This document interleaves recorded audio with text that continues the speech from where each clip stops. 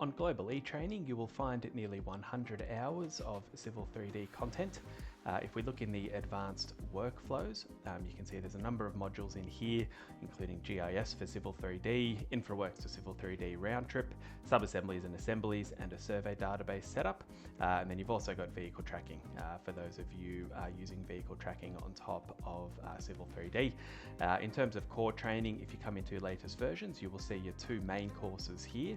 So you've got the complete guide, and then you've also got just the advanced concepts guide. If we have a look into the complete guide, you can see that there is over 50 hours of consumable content within this learning module. You can see the course outline through here. Through the resources tab, you also see you have access to a example data set as well. So you can have a look through all the different content.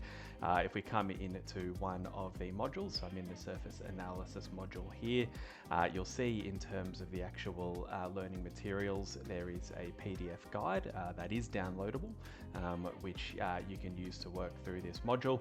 On top of that, there is a video as well. So in this video, I'll just pop it on mute, you can see that it is a real life, real world example of this module being put into practice. You can see there is a transcript and also a toggle for captions to be turned on and off as part of that video instruction as well. The last part of content you will find as part of your Global eTraining subscription, specifically for Civil 3D, is an Insights exam.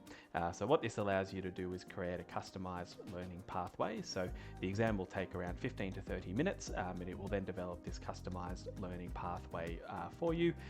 Once you've gone through and done those training modules, you'll see a little tick next to it as well.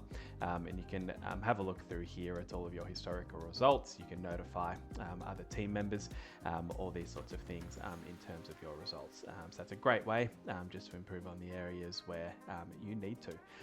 And that is a summary of the Civil 3D content on the Global eTraining platform.